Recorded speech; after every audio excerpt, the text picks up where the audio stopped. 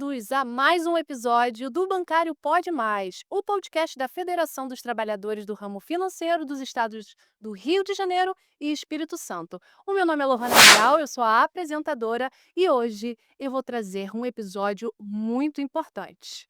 O tema de hoje é segurança e violência contra a mulher, dentro e fora do ambiente de trabalho.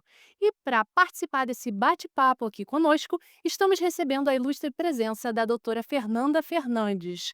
Ela que é delegada da Polícia Civil do Rio de Janeiro, mestre em Direitos Humanos, professora, autora e muito mais. Ela luta a favor do direito da mulher, porque a gente pensa muito, a gente trabalha muito esse tema, né, que é a violência contra a mulher, e é um tema muito sério.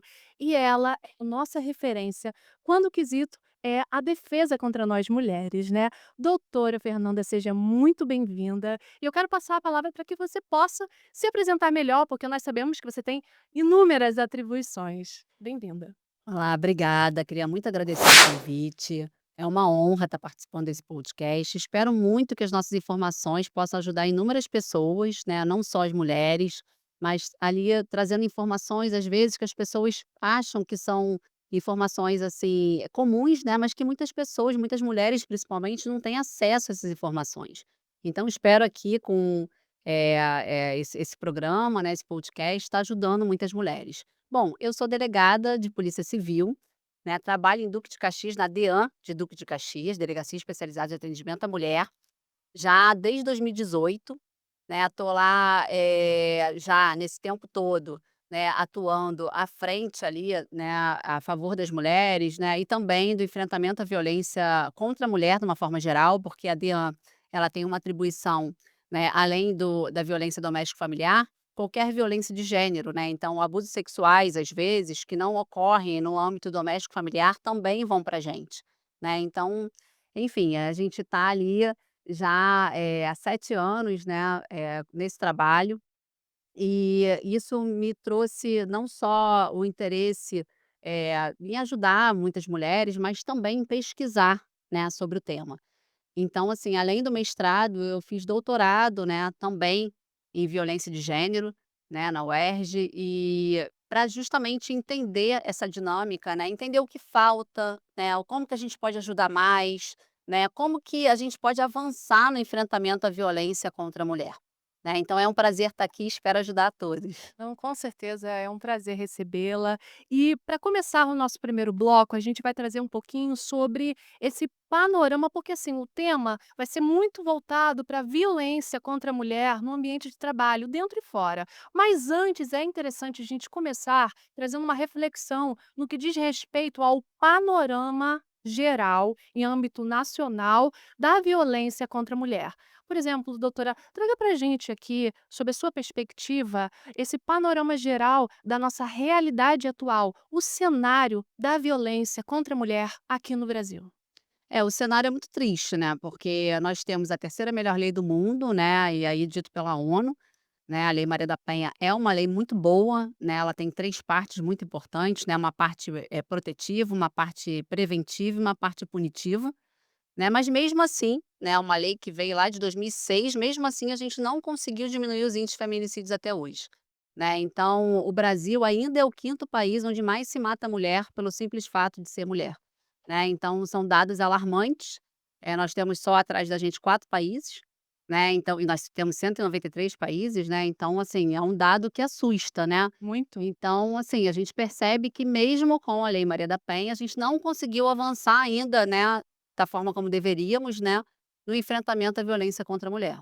Eu sei que isso está fora um pouquinho aqui do nosso escopo, mas remetendo agora à lembrança, até na pandemia, né, nós sabemos que teve um aumento exacerbado, né, da violência contra a mulher. Isso foi notório no seu ambiente? É, na verdade, assim, para a gente foi pra a polícia foi um pouco diferente, né, porque Sim. os dados na polícia diminuíram, né, porque as mulheres ficavam convivendo com os agressores, mas tinham dificuldade de sair de casa para Sim. fazer registro, Medo né, para também. registrar medo, né, às vezes até dificuldade financeira, muitas pessoas perderam empregos, né, muitas pessoas trabalhavam como autônomas, né, enfim.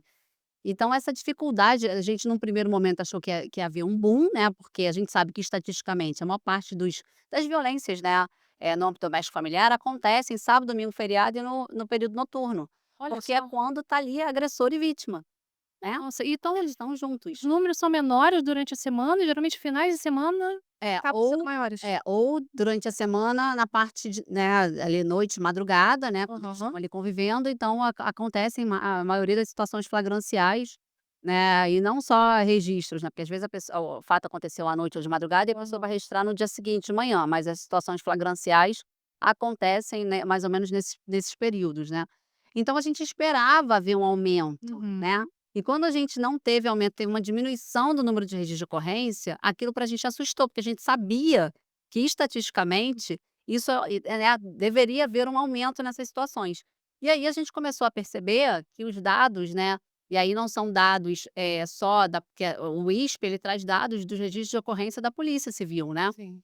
E aí a gente começou a ter acesso a outros dados, como o 90, como o 180, né, e ali a gente conseguiu perceber que houve um aumento desses números, né, desses registros ali, né, dessas ligações, né, de denúncias, enfim.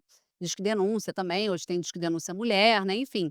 Então a gente percebeu que houve um aumento, mas isso não refletiu nos registros de ocorrência, né, e aí a gente ficou naquela dúvida se aquilo dali ia ser, na verdade, depois, no pós-pandemia, iria haver um aumento, né, um aumento com relação a antes da pandemia, ou se aquilo dali, né, porque quando você não registra, muitas mulheres acabam registrando no impulso, Hum. né, mas depois que passa um tempo, elas acabam não indo lá registrar, Sim. né. Então, assim, a gente não sabia, porque a gente tem o ciclo da violência, né, então tem aquela fase da tensão, a fase da explosão, a fase do arrependimento lua de mel, que é quando vem a fase da calmaria entre o Uhum. casal.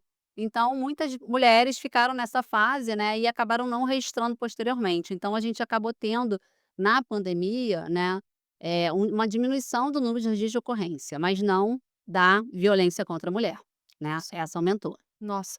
E nós sabemos também que nem toda violência ela é visível.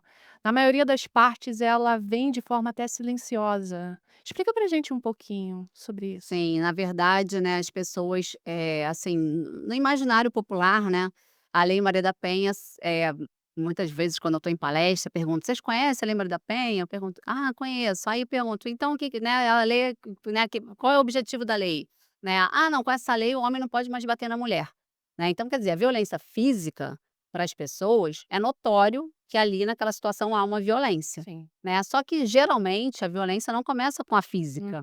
Né, a gente tem 5 tipos de violência, Quais são esses? né, e que a lei prevê, né, que é a violência psicológica, Sim. a violência moral, a violência patrimonial, a violência sexual e a violência física, né. Então a violência física é só uma delas, Nossa. né, e muitas pessoas acabam só registrando a ocorrência quando, né, a gente sai daquela fase da tensão, que é a fase da violência psicológica, moral, e vai para a fase da explosão, que é a fase da violência física, né, que ali já tem uma escalada da violência, porque apesar da gente falar em ciclo da violência, né, a gente tem a violência, ela é uma espiral ascendente, então ela tem uma escalada, essa violência vai ficando cada vez mais grave, né, mais intensa, podendo levar ao feminicídio.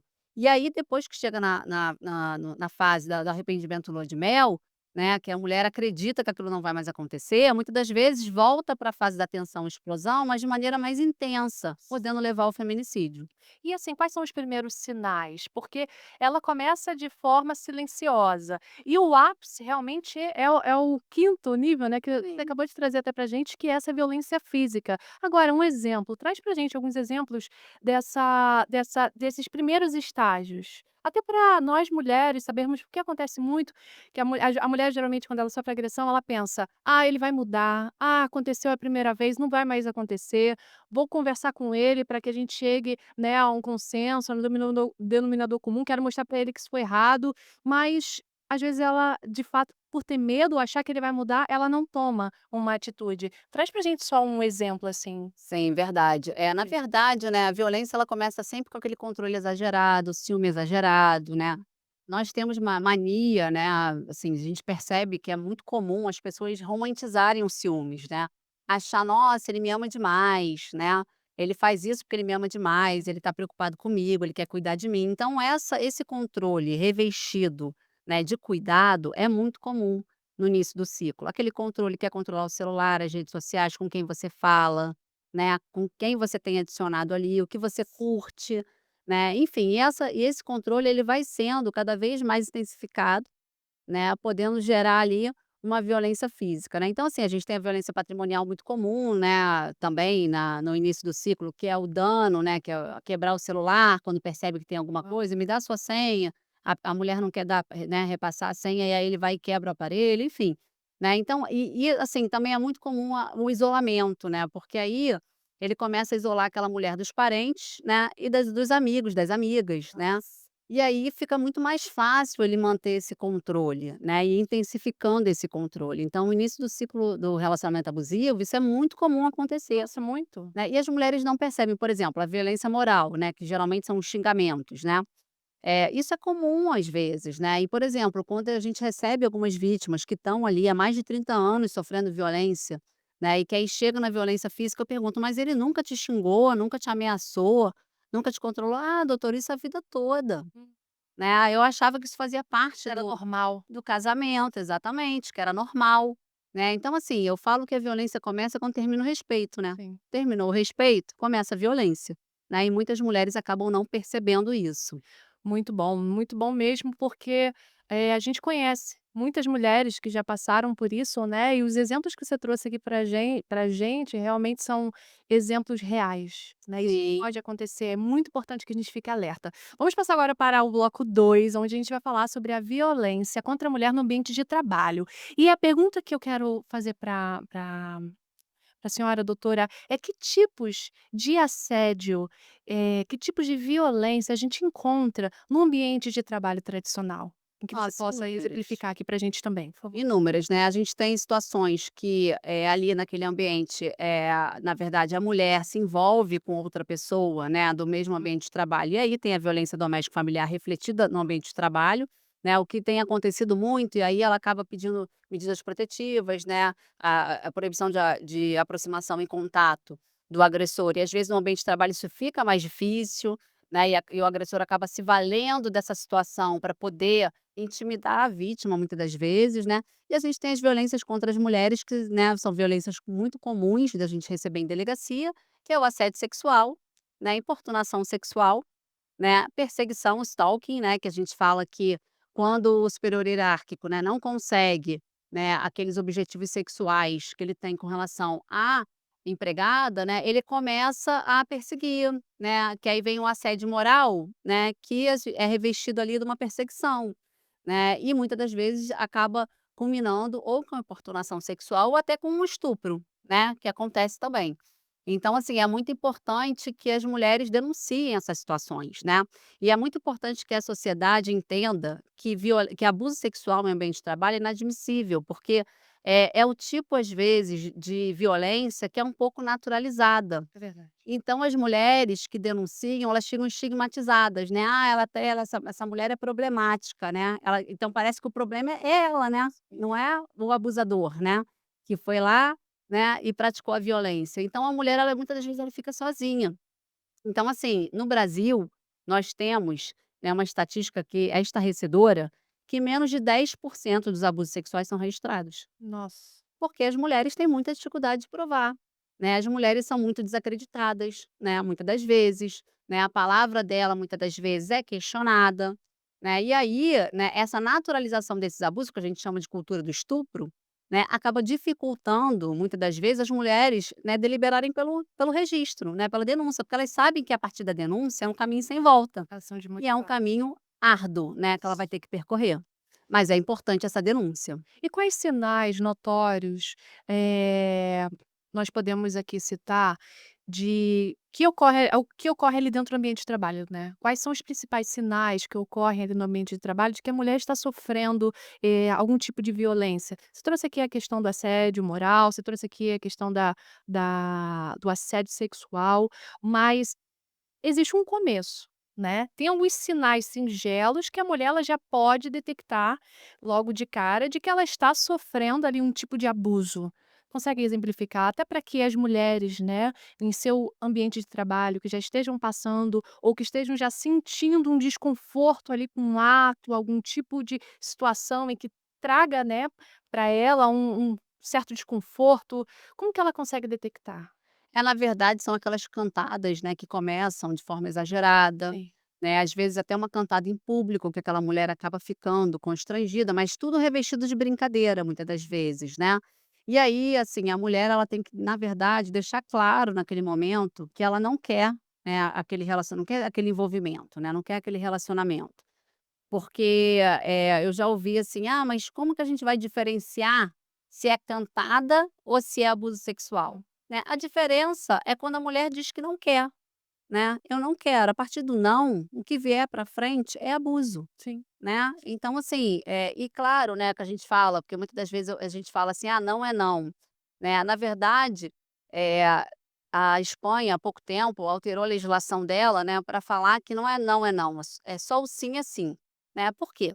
Porque se você está, por exemplo, num transporte público e alguém, passa a mão nas suas nádegas, né, nas suas partes Sim. íntimas, você não falou não. Né, mas só porque você não falou não, você Quer estava dizer que você aquecendo, compactuou, né, com isso. pactuou, você estava querendo aquele ato sexual? Não, Verdade. né. Então assim, na verdade, se a pessoa tem intenção de, né, de tocar nas partes íntimas, ela tem que perguntar se a pessoa aceita, né. E aí sim não seria abuso, né. Então assim, a gente fala que para além do não é não, né, só o sim é sim. A pessoa tem o ato sexual ele só pode ser, né, praticado desde que haja consenso entre as 2 partes. Né, e aí qualquer ato sexual, seja o assédio sexual, seja importunação sexual, né, a conjunção carnal, né, para não ser transformada num estupro, enfim, né. Então, assim, isso é muito importante deixar claro, né. Agora, quando você falou quais são os sinais, eu fiquei pensando pela vítima, né. Isso. E os sinais pela vítima, assim, é muito claro que a mulher que está sendo abusada sexualmente, né, seja o abuso qual for, né, ela na verdade ela fica, né, com um abalo psicológico muito grande, né. A vítima de violência sexual, ela tem um abalo muito grande e ela fica muitas das vezes se questionando se ela não fez alguma coisa para Esse é o aquilo ponto. acontecer. Por quê? Né, porque a sociedade, né, naturaliza esses abusos, né, e muitas das vezes a vítima se sente culpada, né. Então eu quero deixar claro aqui que a vítima é vítima, né, ela não tem culpa, ela pode estar com a roupa que ela estivesse, porque às vezes ela fala assim: "Será que ele não confundiu porque eu ri demais?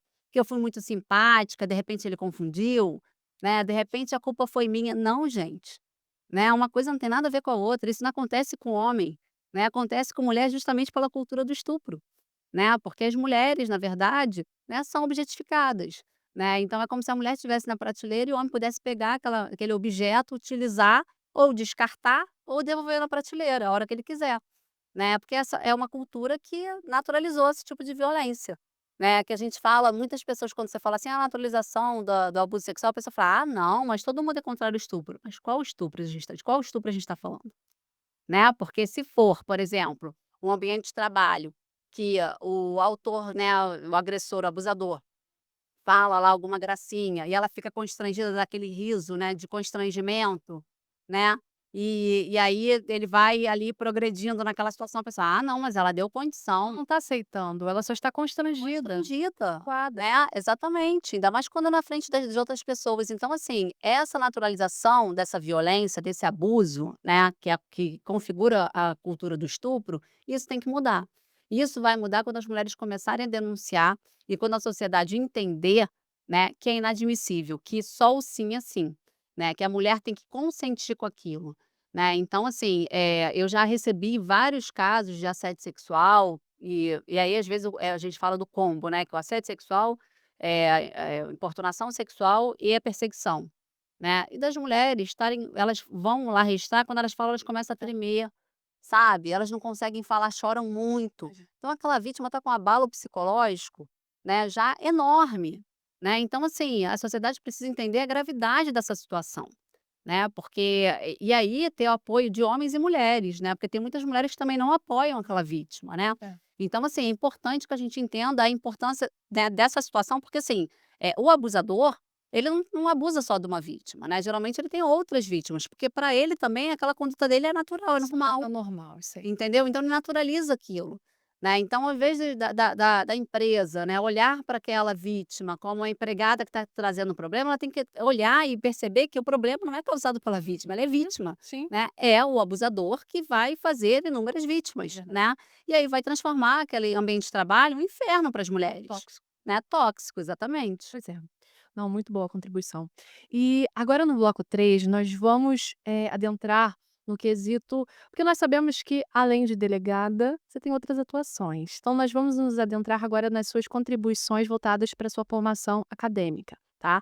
Nós sabemos aqui que além da sua prática como delegada, você também está envolvida em alguns determinados projetos, por exemplo, você tem uma pesquisa acadêmica voltada sob o tema violência de gênero. Você pode explicar para a gente um pouquinho sobre esse teu trabalho? Sim, na verdade, a minha atuação enquanto delegada de polícia que me motivou, né, a sair da bolha, né, e começar a pesquisar sobre esse tema. Porque as mulheres, né, e eu digo isso por mim também, elas vivem numa bolha. Eu acho que a gente acaba tentando se proteger, Uhum. né. E aí, para a gente se proteger, a gente não consegue olhar que a gente sofre violência 24 horas por dia, né. Se você andar numa rua, né, Verdade. você vai sofrer violência.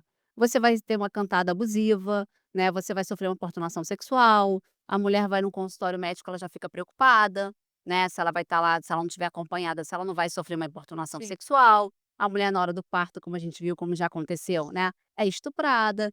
Então assim, né, a mulher vai fazer inseminação artificial, é estuprada, né. Então assim, as mulheres, né, elas vivem uma situação, né, e a gente acabou de falar, né, no início do programa, que, o Brasil é o 5º país onde mais se mata mulher, né. Então quer dizer, além do risco do estupro, né, do que é um risco real, né, e é um risco diário que as mulheres realmente sofrem, elas têm o risco de serem mortas, serem assassinadas pelo simples fato de serem mulheres, né. Então, assim, isso me fez, me trouxe um interesse, principalmente na minha atuação, porque quando eu comecei a carreira de delegada, eu comecei num plantão, né, e no plantão você pega de tudo, mas eu pegava sábado, domingos e feriados e madrugada, Sim. muita violência doméstica, Caramba. né. Então quando eu fui fazer o mestrado, eu estava numa licença maternidade, né, e eu falei: "Sobre o que que eu vou escrever?". Eu falei: "Sobre o que que eu posso escrever que vai contribuir", né, escrever e pesquisar, né, contribuir para a minha atuação. Aí eu falava: "O que que mais me incomoda na minha atuação enquanto delegada?". E ali, naquele momento, eu já tinha saído do plantão, já estava como assistente, já tinha trabalhado em Barier, em Campos Elíseos e depois em Campo Grande, né, e eu via que, assim, em todos os lugares que eu trabalhei, o que mais me incomodava era a violência contra a mulher, né, porque eu achava que as mulheres estavam muito desprotegidas ainda, Sim. né, então que a gente tinha que entender esse fenômeno, né, por que que a mulher sofre tanta violência, né, e aí a gente começa a pesquisar, você começa a perceber, por exemplo,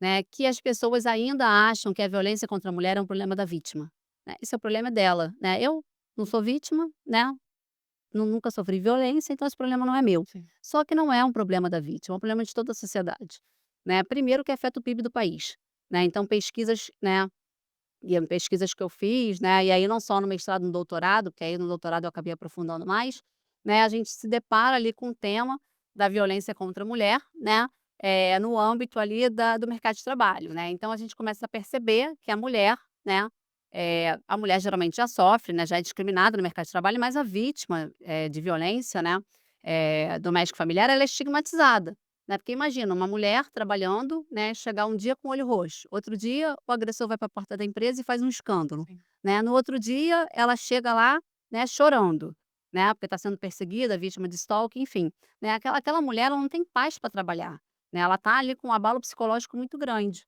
né, e aí ela acaba trazendo, né, reflexos para o mercado de trabalho, né, e a gente tem que mais de 40% do mercado de trabalho são formados por mulheres, né, então assim, essa mulher vítima de violência, ela acaba sendo despedida, né, demitida, e ela acaba indo para o mercado informal, né, o que acaba afetando também os postos de trabalho. E além disso, né, ela acessa SUS, né, ela acessa todo o sistema de rede de proteção à mulher e isso tem um custo, né. Então, por exemplo, uma pesquisa que foi feita na Universidade de Ceará, né, e com o Instituto Maria da Penha, chegou a dados, né, que com certeza são subestimados, porque a gente tem uma subnotificação gigantesca na violência contra a mulher, porque a gente sabe que o início do ciclo, né, em regra não é registrado, né, então a mulher acaba registrando mais quando sofre a violência Sim. física, né. Então, eles chegaram a dados que o Brasil deixa de arrecadar 1 bilhão, né, em razão da violência contra a mulher, né, ou seja, a gente afeta o PIB do país.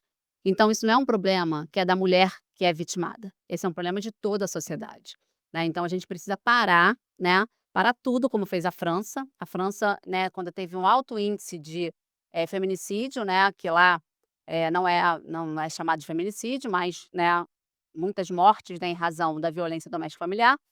A França parou tudo e fez audiências públicas para entender, né, como que, eles poderiam diminuir esses índices, né.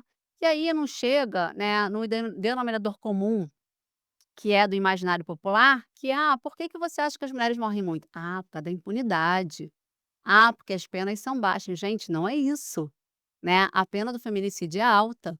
Geralmente o autor de feminicídio é preso, né, a esmagadora Tem maioria é aumento preso. agora até, né, Teve no homem Brasil. exatamente. Então, assim, na verdade o que acontece é que a gente tem uma cultura muito machista, né, uma cultura machista e patriarcal. E segundo o Caligares, né, ele é o Caligares, que é um psicanalista, né, tem um livro, do Caligares com a Maria Homem, que fala, o nome do livro é Coisas de Menina, um livro muito interessante.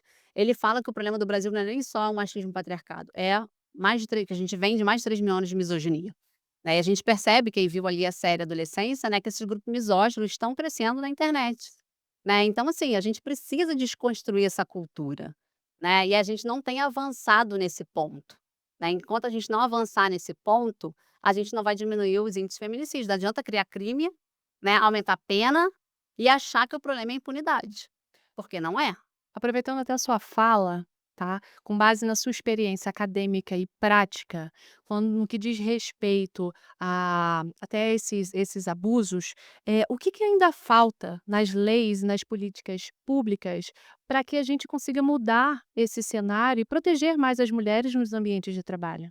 Políticas públicas preventivas educacionais. E aí eu digo, desde a escola, né, a gente tem a Lei de Diretrizes e Bases, ela foi alterada em 2021, se eu não me engano, no meio da pandemia, para incluir na lei que a gente tem que ter em março, em todos os níveis escolares, a semana de conscientização, né, da violência contra a mulher. Na verdade, para conscientizar, né, sobre a necessidade de enfrentamento à violência contra a mulher em todos os níveis escolares. E aí, é claro, né, obviamente, você num nível, né, ali, né, por exemplo, minha filha tem 9 anos, né, você não vai, né, conversar como você vai conversar, né, com os estudantes lá da faculdade ou, sei lá, do terceiro ano, enfim, né, você vai conversar de forma lúdica, né. Mais É, didática, né, mais exatamente, didática. mais didática, né, a gente vai conversar sobre a questão de discriminação de gênero, sobre a igualdade, né, que as mulheres, por exemplo, a minha filha, ela sim, a gente já conversa com ela desde 2 anos, né, sobre prevenção de abuso sexual, né, porque a pedofilia está em qualquer Sim. lugar, né. E eu não vou estar com ela sempre 24 horas.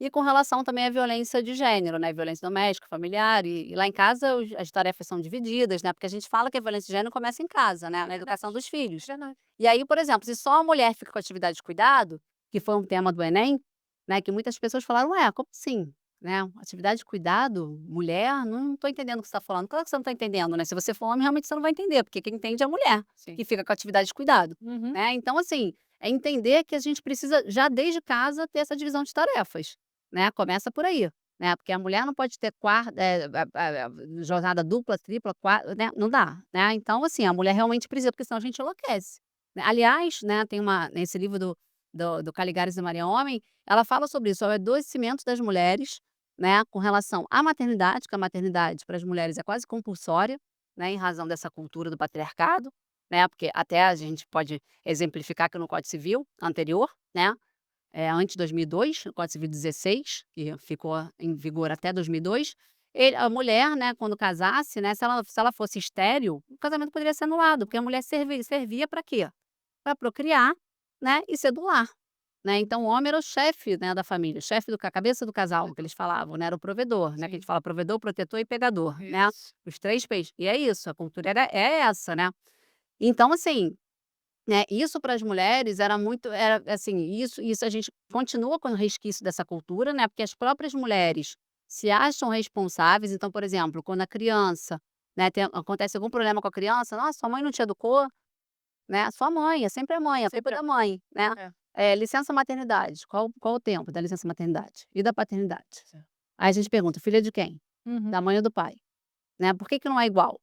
É Né, verdade. porque só a mãe tem que cuidar. "Ah, mas a mãe tem um peito para aumentar", mas tem mulher que nem tá amamentando no peito, já tá na mamadeira. Sim. Pode botar para rotar, criança, né, para dormir, pode trocar fralda, enfim, né. Então, assim, a gente tem questões ali, né, que estão, isso tudo está interligado e isso tudo gera, no final, o aumento do feminicídio. É verdade. E as pessoas não conseguem fazer essa ligação, Não. né, interligar esses temas, né, que estão ali todos ali interligados. E a gente precisa começar essa desconstrução em casa, porque se você não desconstrói em casa, se um menino fica vendo televisão e você coloca a menina para ajudar, né, a botar a mesa, lavar a louça, arrumar a casa, né, e o menino sentado, ah, vai lá jogar uma bola, né, o menino vai jogar bola porque é o quê? Atividade externa, né, e a mulher, né, atividade sempre interna, né. A mulher a gente fala esfera privada e o homem esfera pública, porque ele vai para a rua jogar bola, depois ele vai ser o provedor, né, só que hoje em dia as mulheres trabalham, né, Isso. tem que prover a casa também. Em muitos casos até: "Ah, não, pode ir, pode brincar, pode deixar que eu Faço, arrumo, eu faço, eu exatamente. limpo". E aí você está ensinando para ele que quem tem que fazer É uma é uma mulher, não é um menino, né, e isso vai sendo, né, perpetuado. E a gente fala que essa cultura ela é tão naturalizada que assim, a gente às vezes eu chego no ambiente e pergunto assim: "Quem é machista aqui? Levanta o dedo", ninguém levanta. lógico. Aí só eu levanto. Eu falo: "Nós fomos criados na cultura machista, então a gente para não ser machista, a gente tem que se policiar 24 horas por dia, É verdade. porque senão você vai falar alguma coisa, e aí você vai olhar aquela fala, você fala: "Nossa, como isso é machista", né. Eu lembro uma vez a minha filha, falou assim: "Ah, mãe, me empresta esse creme", eu falei: "Ah, esse creme é muito caro". Aí tinha uma pessoa que falou assim para ela: "Nossa, Giovana, você vai ter que casar com um homem bem rico, hein, porque você só gosta de coisa boa". Aí ela falou: "Não, eu não, eu faço Kumon, eu estudo numa escola boa, eu só tiro notas boas, eu vou entrar numa faculdade maravilhosa, vou arrumar um bom emprego e eu vou me sustentar, não preciso de marido rico não". Então quer dizer, né, ela já está sendo criada na cultura da igualdade, É que ela vai isso. ter que correr atrás, É né, isso. e na igualdade de gênero. Mas, né, você vê a fala machista, aí a pessoa fala: "Não, você tem razão". É tipo assim, eu mandei mal, né, Uhum. você tem razão. Porque a gente já é tão naturalizado que você fala sem perceber, né, então assim, a gente precisa realmente a gente de 24 horas ali tá se policiando para não escorregar no machismo, A educação começa dentro de casa. dentro de casa. Falou e disse. Vamos agora para o bloco 4, onde a gente vai falar sobre como as sociedades elas podem agir, tá. E com base nisso, a minha pergunta é: que dica você pode nos dar, ô doutora, com base na perspectiva dos sindicatos, das federações, das empresas em geral, como que nós podemos agir caso a gente detecte dentro das nossas empresas, enfim, na sociedade como um todo, no ambiente de trabalho, tá, como um todo, que deparamos ali com uma violência sexual, um abuso, uma violência contra a mulher, como que nós podemos contribuir para que isso não ocorra? Primeiro vou falar para você que o mais importante é a parte preventiva, né, Sim. para que isso não ocorra, né, porque depois que acontece a gente percebe que as empresas, não têm um canal de denúncia para esse tipo de ocorrência, né, que deixe a vítima com segurança, porque olha só, se eu sou vítima e eu tenho risco de ser mandada embora em razão de uma denúncia, eu não vou fazer essa denúncia. Aí o que acontece com as mulheres? Elas esperam ser mandadas embora para depois registrarem, porque elas precisam do emprego. Acontece muito isso? Muitas Às vezes vezes tem medo, né, ela tá medo, trabalhando, ela medo, precisa se sustentar, ela fica com superior medo hierárquico, e ela não toma uma atitude, não, porque só depois que vai embora. só depois vai embora. E as testemunhas também, porque como a empresa não tem uma política de acolhimento dessa mulher, as testemunhas pensam: "Nossa, ela vai ser mandada embora e eu também, Sim. então não vi nada, não sei de nada", Se omite. né, se omitem. Então nunca ninguém sabe de nada, você chama: "Não, eu vou indicar 2 testemunhas", chama as testemunhas: "Ah, não vi nada, não sei de nada". Então assim, você percebe que há ali, né, um medo, né, e que aquela mulher, aquela vítima ela é vista como um problema para aquela empresa, né. Então a gente precisa que as empresas tenham um canal de acolhimento, tenham um setor, por exemplo, com psicólogas ali para orientá-las, né, para conversar com ela, para fortalecer essa mulher para conseguir realmente registrar uma ocorrência, e aí encaminhar para a rede de proteção, né. No estado do Rio de Janeiro a gente tem uma rede de proteção, tem CEANs, né, a depender do lugar, né, e aí a gente tem que ver a depender do município, né, tem CRAM, tem CRAS, né, enfim, tem uma rede de proteção. O município do Rio de Janeiro tem CEANs, em Duque de Caxias, onde eu trabalho, tem CEAN também, né, que pode fazer esse acolhimento dessa mulher e direcionar essa mulher, né, e também registrar uma ocorrência, né, encaminhar para as delegacias, né, de preferência para as DEANs, mas onde não tiver DEAN, para qualquer delegacia, né, para o registro de ocorrência. Mas primeiro a empresa tem que ter um setor de acolhimento, né, um setor, até, por exemplo, para uma denúncia anônima. Né, às vezes uma testemunha viu, ela vai fazer uma denúncia anônima sabendo que aí a mulher, né, denunciou, né. Tem várias denúncias anônimas contra aquele, né, aquele abusador ou aquele agressor, enfim. né, as pessoas vão se sentir mais fortalecidas e vai inibir, né, que os agressores e abusadores atuem dentro daquela empresa, que vão falar: "Bom, esse ambiente aqui não está favorável para mim", né, porque enquanto o ambiente estiver favorável, essas violências vão acontecer, né. E aí, o que que eu dou de dica também, de sugestão para uma atuação preventiva? Ter ali, por exemplo, rodas de conversas, né, para falar sobre violência de gênero, Interessante. né. Por exemplo, a gente fala que hoje uma das grandes inovações da lei, a lei já no seu nascedouro, ela já veio com a previsão dos grupos reflexivos, né, para os agressores. Mas em 2020 foi incluída como medida protetiva, né, a vítima pode solicitar como medida protetiva de urgência que esse agressor seja encaminhado para um grupo reflexivo, que vai fazer toda ali, a desconstrução dessa cultura machista, né, e mostrar para o agressor que ele vai ser responsabilizado por aquela conduta criminosa, né. Porque o que acontece com os agressores? Muitas das vezes, eles entendem que a conduta deles é normal. Não, eu ou nega, né, eu não pratiquei essa violência, ou fala: "Eu só fiz isso porque ela fez isso", ou seja, ele acha que é justificável a violência praticada, porque ela não obedeceu aquele comando. E a gente fala que os comandos são, né, de não cumprir o papel social, né, reservado para a mulher pelo patriarcado, que é ser bela, recatada e do lar, Uhum. né.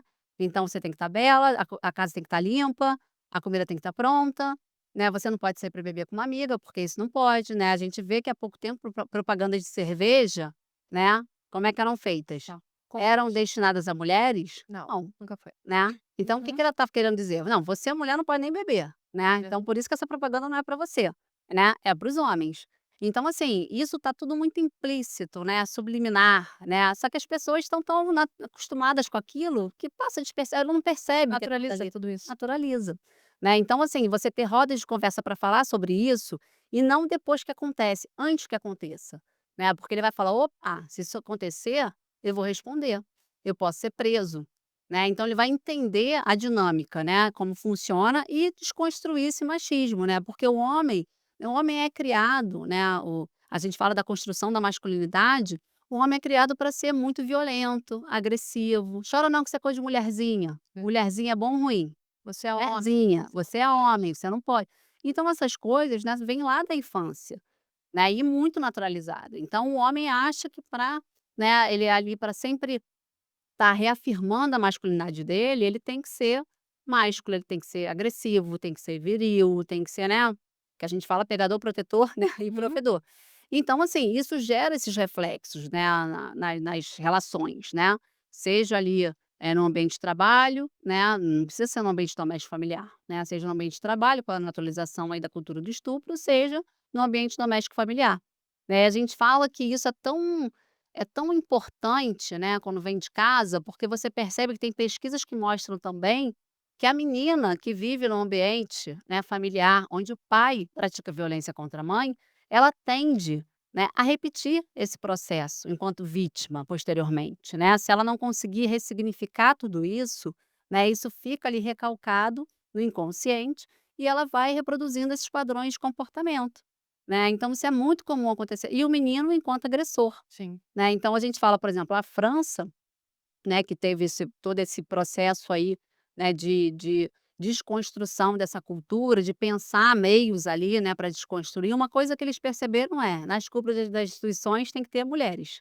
Uhum. né, então geralmente você olha, se a gente nós somos 52% da população, você olha para as cúpulas, tem quem? Homem. Como Só. assim? É verdade. Tem mais mulheres que homens, Uhum. né, então eles já perceberam que isso aí já faz parte, né, do processo realmente da desigualdade mesmo de gênero, da discriminação de gênero, né.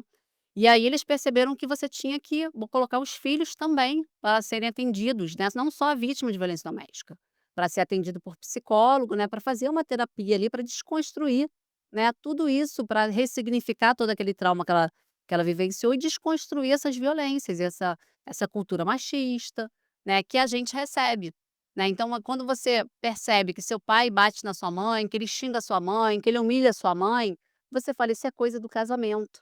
Na minha casa era assim", entendeu? E você naturaliza isso, né. Então isso é muito importante a gente perceber. Então rodas de conversas nas empresas, né, você vai ouvindo ali, claro, você vai ter terapeutas, você vai ter psicólogos, vai ter assistente social, vai ter ali até o departamento jurídico para Sim. mostrar, né, que um advogado para mostrar ali quais são as consequências jurídicas, né, dessas situações, e você vai conseguir, na verdade, evitar que essas violências ocorram. Existe também uma ação individual, né, Sim, aonde, eh, por exemplo, vemos ali no ambiente de trabalho uma mulher que está sofrendo algum tipo de abuso e, na maioria das vezes, ali o time tende a se omitir por medo ou por achar: "Ah, está acontecendo com ela, eu não tenho nada a ver com isso". exatamente, Nós também temos que ter uma ação individual, né, de exatamente. agir também em Exatamente, defesa. em defesa. E aí a gente percebe isso, né, às vezes, por exemplo, uma mulher morre, né, ela já vem sofrendo aquela violência, pô, nenhum vizinho nunca denunciou, nunca, né, nunca ligou para o 90, né, quer dizer, aquela mulher chega a morrer, quer dizer, imagina, né, assim, claro, né, é aquela história, a gente tem a estatística que mostra que a maior parte dos feminicídios que ocorrem sem que a mulher tenha procurado ajuda. Só que tem pesquisas que mostram também que as mulheres não conhecem, só 16% da população do Brasil conhece efetivamente a Lei Maria da Penha.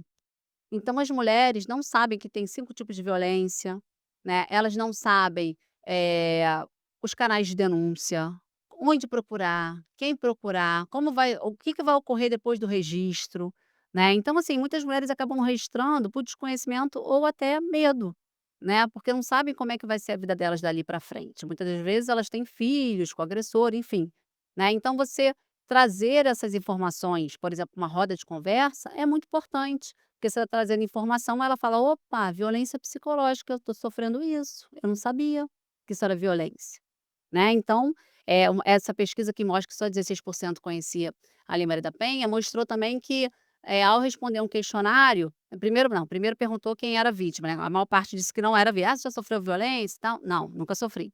Ao responder um questionário, a maior parte das mulheres, né, disseram que já tinha acontecido, né, aquela situação ali de violência. Ele já quebrou seu celular, ele já te ameaçou, ele já te xingou, né, elas começaram a perceber que aquilo dali já tinha ocorrido. Então, assim, é muito importante. E é uma pesquisa recente também, agora de março desse ano, mostrou que nos últimos 12 meses, quase 40% das mulheres no Brasil sofreram violência doméstica familiar.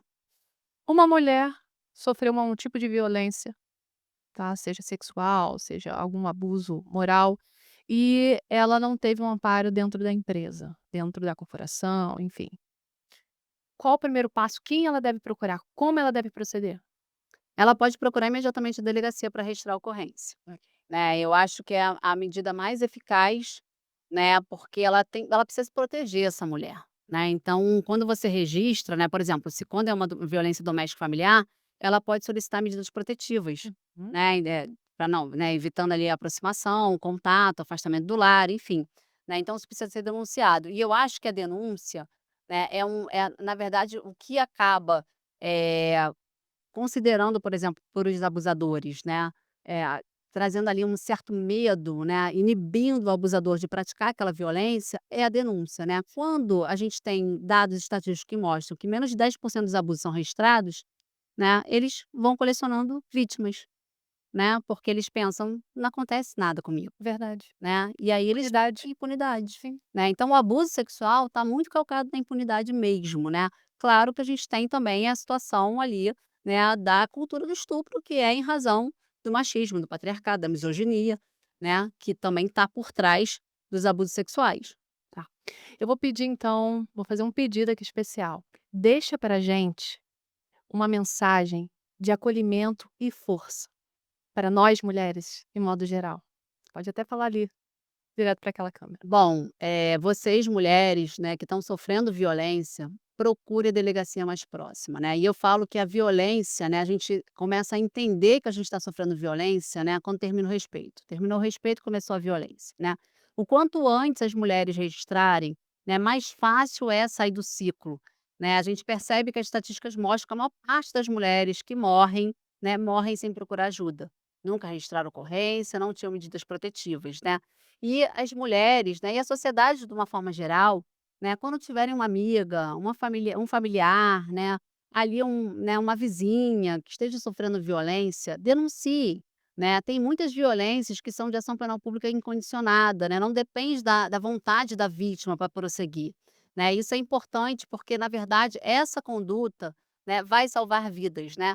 E, por último, né, que eu acho muito importante, né, repensar a educação que se dá em casa, né. A gente precisa realmente, olhar, né, quando a gente educa, com muito cuidado, né, para educar já na igualdade de gênero, porque é muito mais fácil você construir uma educação do que você desconstruir toda uma educação, uma cultura já de anos, né.